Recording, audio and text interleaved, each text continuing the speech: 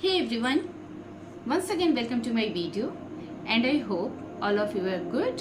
स्वागत है आप सभी का मेरे वीडियो में और उम्मीद करती हूँ आप सब बहुत अच्छे होंगे। आज मैं आप लोगों के साथ शेयर करने वाली हूँ एक बहुत ही यूनिक और स्पेशल सा ब्लॉग रिगार्डिंग हरितालिका तीज, जो कि मोस्टली यूपी और बिहार में मनाया जाता है। सभी सुहागिन महिलाएं और कुंवारी लड़कियां भी हरितालिका तीज के व्रत को करती हैं अच्छे पति और अच्छे घर वर को पाने के लिए। एक्चुअली हो क्या रहा है कि इस साल हरितालिका तीज को लेके बहुत ही ज्यादा कंफ्यूजन है कि तीज कब है। कोई 17 कह रहा है, कोई 18 कह रहा है, कोई 19 कह रहा है। तो इसी को लेके मैं सोची मैं अपने पंडित जी से, जो हमारे पंडित जी है, पुरोहित हैं हमारे घर के, मैंने उनसे बात की इसी को लेके। तो उन्होंने मुझे सारा कुछ अच्छे से एक्सप्लेन कर दिया कि तीज कब है। तो मैं सोची कि क्यों ना आप लोगों के साथ भी शेयर किया जाए जो मैं जान रही हूँ, क्योंकि इस साल 2023 में अधिक मास भी है।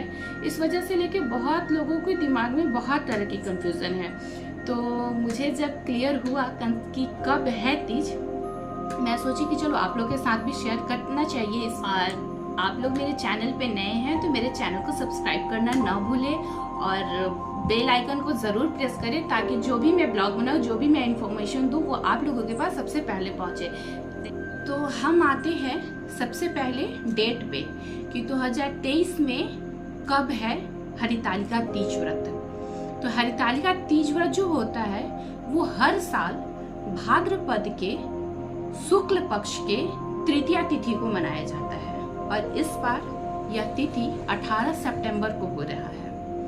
तो अब तक तो आपका कंफ्यूजन दूर हो गया होगा कि तीज जो है वो 18 सितंबर को है। अब हम बात करते हैं इसके मुहूर्त को लेके।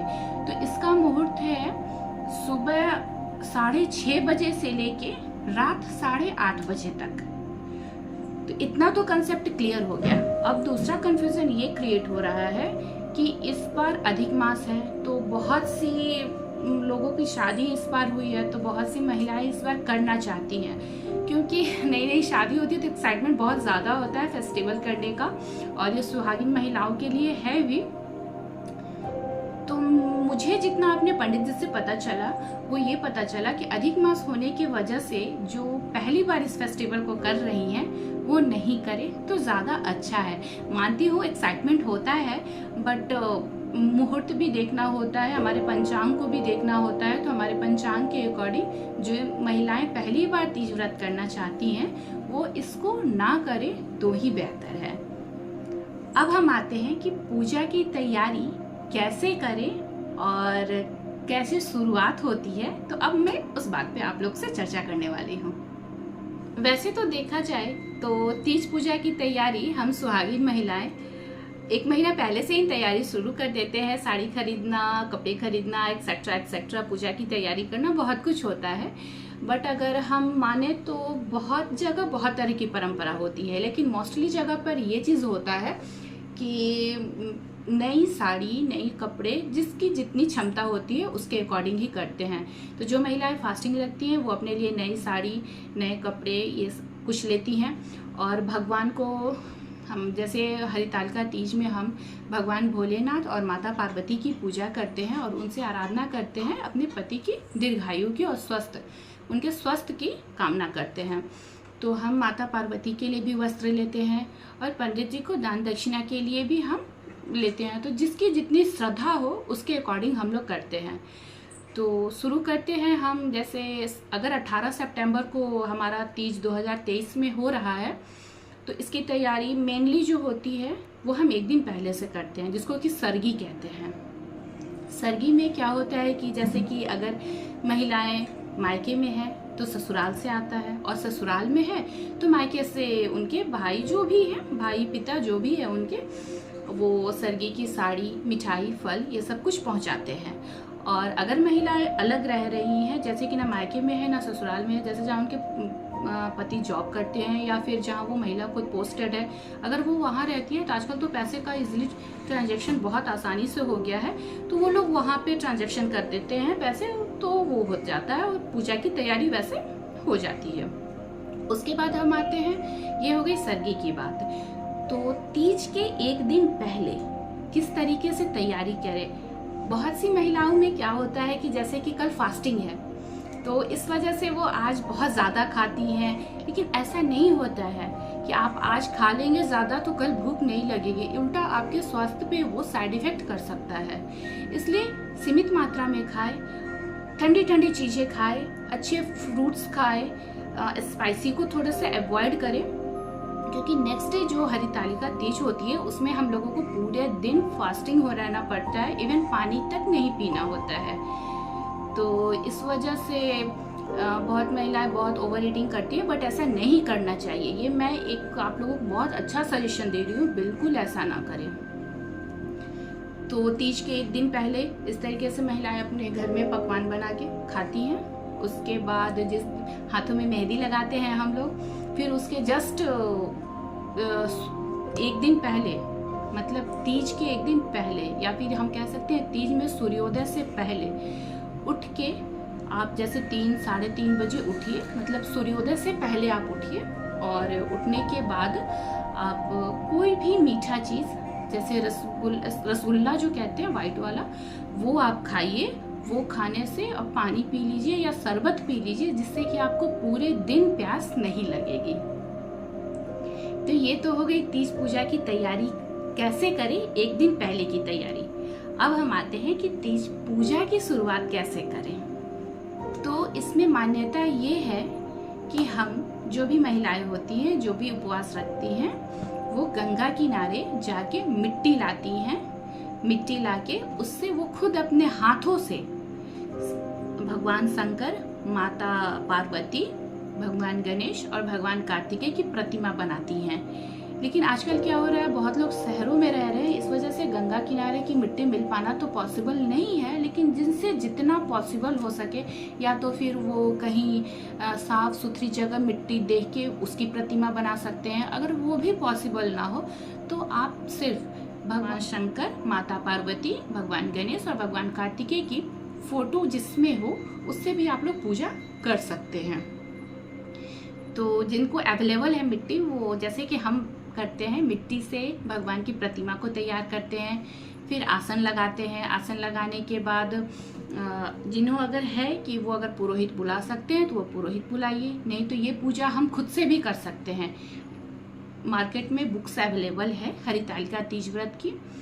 तो प्रतिमा को हम एक आसन पे रख देंगे, या फिर फोटो को एक चौकी बिछा के आसन पे रख देंगे। फिर भगवान की जैसे पूजा की जाती है वैसे हम सब पूजा करेंगे भगवान की। जितनी भी महिलाएं होती हैं, सभी महिलाएं अच्छे से नहा धो के, फ्रेश हो के, बाल वाल धो के, हाथों में मेहंदी, नई नई साड़ियाँ, चूड़ी, बिंदी, जिससे जितना सामर्थ्य हो वो कर सकते हैं। उसके बाद हम हाथ में पुष्प या अक्षत लेके कथा सुनते हैं। जो भी हम श्रृंगार सामग्री खरीदते हैं माता पार्वती के लिए, वो हम माता को चढ़ा देंगे।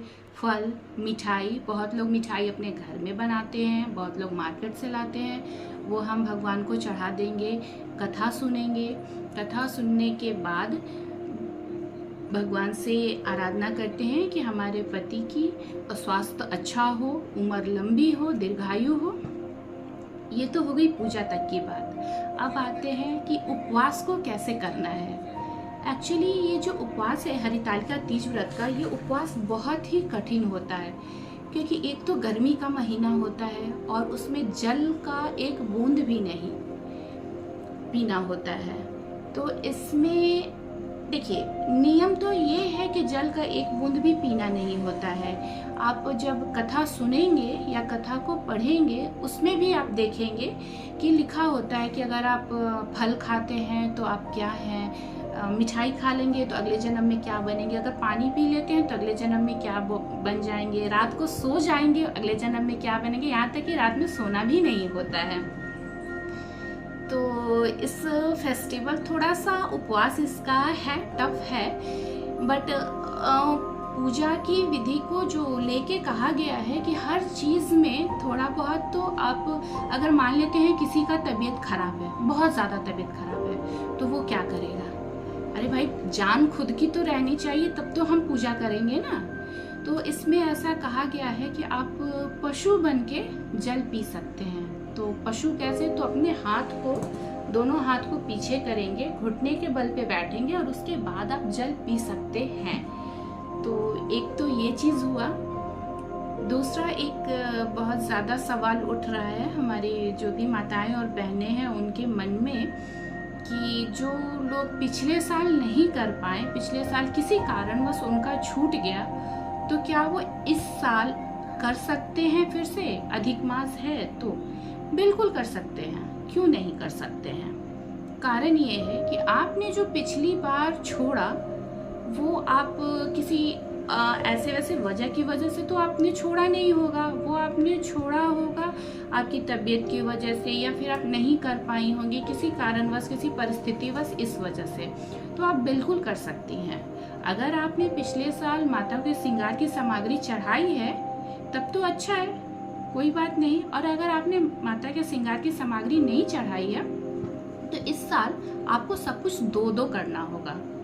ये बात बिल्कुल आप लोग ध्यान रखिएगा, दो दो करना होगा अगर आपने पिछली बार किसी कारणवश से नहीं कर पाया है तो अब तक मैं आप लोगों को बता पाई कि हरितालिका तीज कब है, पूजा का टाइमिंग क्या है, मुहूर्त क्या है, ये मैं बताई। पूजा की तैयारी कैसे करनी है, पूजा कैसे करना है, यहाँ तक मैं आपको बताई। एक चीज़ मैं खास बात और आप लोग को बताना चाहूँगी कि कहते हैं कि हरितालिका तीज व्रत जो भी उपवास रखती है महिलाएं, उन्हें रात में सोना नहीं चाहिए, क्योंकि कथा में कहा गया है कि आप रात में सोएंगे तो कुछ और जन्म आपको मिलेगा। तो इस वजह से कहते हैं सोना नहीं चाहिए। तो जब महिलाएं सोएंगी नहीं तो रात में क्या करेंगी, तो हमारे यहाँ भोलेनाथ और माता पार्वती के बहुत ही लोकगीत होते हैं, उन्हें गाया जाता है। लोकगीत को गाया जाता है, महिलाएं नाचती हैं, झूमती है। तो ये भी हमारे परंपरा में शामिल है। धीरे धीरे ये हमारे परंपरा से उठते जा रहा है, क्योंकि बहुत लोग बहुत ट्रेडिशन में आ चुके हैं। तो और दूसरी बात, बहुत लोग अपने, क्योंकि ये खास करके यूपी और बिहार की पूजा है, तो अब सभी लोग तो यूपी बिहार में है नहीं, बहुत लोग बहुत जगह चले गए हैं। तो जो है बस मैं परंपरा आप लोग को बता रही हूँ, आप लोग के साथ शेयर कर रही हूँ। तो यहाँ तक तो हो गया। अब हम आते हैं कि नेक्स्ट डे क्या करना है हम लोगों को, पारण कैसे करना है और कब करना है, किस तरीके से, क्या इसके नियम और विधि हैं। तो 18 सितंबर को हमारा पूजा हो गया, रात हमारी बीत गई। अब आते हैं 19 तारीख। 19 तारीख को सूर्योदय से पहले हमें उठना है। सूर्योदय से पहले उठ के अच्छे से स्नान करके कपड़े, यहाँ कपड़ों को लेके भी दो तरह की मान्यताएं हैं। एक मान्यता ये है कि आप वही कपड़े पहने जो आपने पूजा में, मतलब पूजा सुने, हरितालिका तीज व्रत का कथा जो सुने। और दूसरी मान्यता ये है कि आप नए कपड़े पहने, या फिर जो आपके पास पहले से कपड़े हैं वो पहने। तो आप अपने घर में अपने जो भी करते होंगे पुराने पहले से लोग, आप उनसे पूछ सकते हैं कि आपके यहाँ क्या परंपरा है, क्योंकि सब जगह की अलग अलग परंपरा होती है। बहुत लोग वही पहनते हैं जो कथा सुनते हैं जो पहन के, और बहुत लोग दूसरे कपड़े पहनते हैं। तो वो आप अपने घर के अनुसार एडजस्ट कर लीजिएगा, अपने घर के अनुसार देख लीजिएगा। तो सूर्योदय से पहले उठ के सभी महिलाएं नहा के अच्छे से तैयार हो के भगवान की फिर से पूजा करते हैं, आरती करते हैं हम लोग, और भोग लगाएंगे भगवान को। लगाने के बाद उसके बाद सूर्योदय के पहले ही हम लोग भगवान की प्रतिमा को हल्का हिलाते हैं। हिलाने के बाद फिर इस चीज को भी लेके बहुत जगह मान्यता है। बहुत लोग कहते हैं कि हम सूर्योदय के बाद करेंगे, बहुत लोग कहते हैं कि सूर्योदय के समय ही करते हैं। तो वो भी आप लोगों को, हर घर की अपनी अपनी परंपरा होती है। तो सूर्योदय के आसपास का जो समय होता है, जो बेला काल होता है, उसी समय भगवान की प्रतिमा को ले जाके आपके घर के पास जो भी नदी तालाब होगा वहाँ अच्छे से भगवान को वहाँ पे भी पूजा करके वहाँ हम लोग विसर्जन करते हैं। फिर वहीं आंचल में महिलाएं एक दूसरे को प्रसाद देती हैं। वो प्रसाद आप घर लेके आइए, वहाँ नहीं खाइए, क्योंकि पारण करने का मतलब व्रत तोड़ने का, पारण करने का सबका अपना अपना नियम होता है। बहुत लोग केला खा के, बहुत लोग शरबत पी के, बहुत लोग गुड़ और अदरक खा के, इस तरीके से अलग अलग तरीके से तीज व्रत को करते हैं। तो आपके यहाँ जैसे परंपरा होगी वो आप घर में सास जो भी होंगी आपकी, उनसे पूछ सकते हैं कि आप वहाँ कैसे होता है, तो वो परंपरा आप फॉलो कर सकते हैं। कहने का अर्थ ये हुआ कि जो भी आपका व्रत जैसे भी टूटे, आपको उसी चीज से हर साल तोड़ना होगा, जैसे आप पिछले साल तोड़ते आ रहे हो या फिर आगे आप व्रत को वैसे आपको कंटिन्यू करके व्रत तोड़ना होगा, बस पारण करना होगा। पारण करने के बाद सबसे पहले आप खाना नहीं खाएंगे, आप सबसे पहले कुछ हल्की चीज पानी पिएंगे या शरबत पिएंगे। सडन जब आप खाना खाएंगे ना तो आपके हेल्थ पे इफेक्ट होगा, इस बात को जरूर ध्यान में रखें। मैं सारी महिलाओं से निवेदन करती हूँ कि पारण करने के बाद आप शरबत पिए, हल्का कुछ खाए, शरीर में पहले पानी जाने दें, उसके बाद ही आप कुछ और भोजन, रोटी चावल जो भी आप है वो, लेकिन लेस स्पाइसी होना चाहिए, स्पाइसी ना खाए तो ज़्यादा बेहतर है। तो और उसके बाद जो भी हमारा पंडित जी का दान का रहेगा वो हम पंडित जी को दान कर देंगे। और इस तरीके से सारी विधि है पूजा की। तो ये खासकर हमारे यूपी बिहार में मनाया जाता है, बहुत ही अच्छे तरीके से मनाया जाता है। और आजकल तो यूपी बिहार में सब लोग है नहीं, सब लोग अलग अलग जगह पे रहते हैं और वहाँ भी सब लोग इतने अच्छे से ये फेस्टिवल मनाते हैं। मैं आगे की ब्लॉग में आप लोग को शेयर करूँगी, सारी बातें मैं शेयर करूँगी। तो तब तक के लिए थैंक यू, मिलते हैं हम लोग नेक्स्ट वीडियो में।